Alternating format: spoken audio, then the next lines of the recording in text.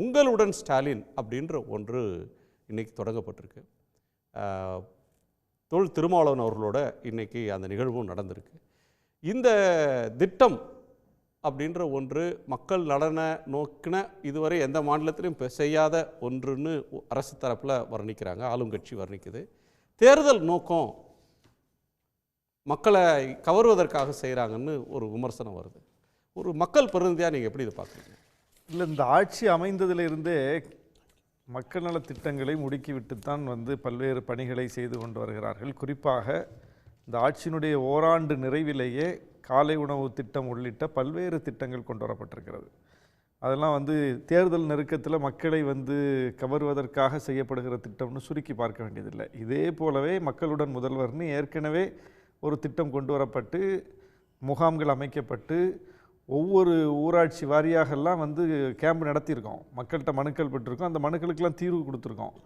நாங்கள் தொகுதி வாரியாக சொல்ல முடியும். என் தொகுதியில் அப்படி பல வேலைகள் நடந்திருக்குது. ஏராளமான மனுக்களுக்கு தீர்வு கண்டிருக்கிறோம்.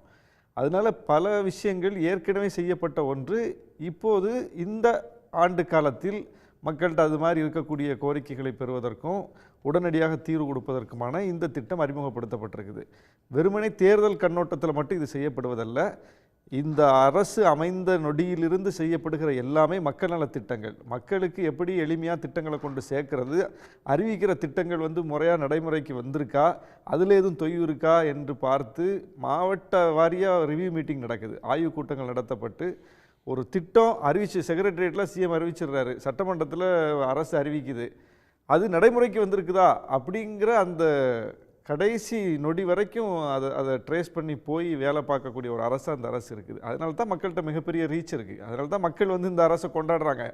சிஎம் போகிற இடங்கள்லாம் மக்கள் ஆரவாரம் செய்கிறாங்க, முன் அவர்கிட்ட கை குலுக்குறாங்க, மகிழ்ச்சியை வெளிப்படுத்துகிறாங்க. குறிப்பாக பெண்கள் மிகப்பெரிய அளவுக்கு இந்த அரசுக்கு இன்றைக்கி துணையாக இருக்காங்கன்னா திட்டங்கள் முறையாக போய் சேர்ந்ததுனால தான். அதில் எந்த விதமான ஒரு லீக்கேஜும் இல்லாமல், இடையில் எந்த இடைத்தரகரும் இல்லாமல் இன்றைக்கி ஒவ்வொரு திட்டமும் நேரடியாக மக்கள்கிட்ட போய் சேரக்கூடிய ஒரு புரட்சிகரமான விஷயங்களை பார்க்குறோம்.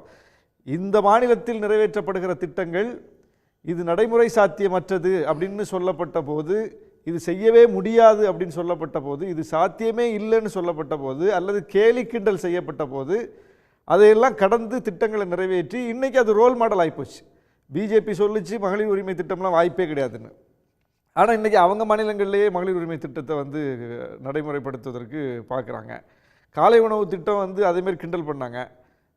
சிஎம்ஏ சொன்னது மாதிரி இது என்ன ஹோட்டல் நடத்துறீங்களா, ஸ்கூல் நடத்துறீங்களான்னு கேட்டாங்க அப்படின்னா அது மாதிரிலாம் கிண்டல் பண்ணாங்க. இன்றைக்கி பல மாநிலங்களில் காலை உணவு திட்டத்துக்கு நடைமுறைப்படுத்துவதற்கு தமிழ்நாட்டுக்கு கமிட்டி குழு ஆய்வு செஞ்சுட்டு போகிறாங்க, எப்படி இது நடைமுறைப்படுத்தப்படுதுன்னு.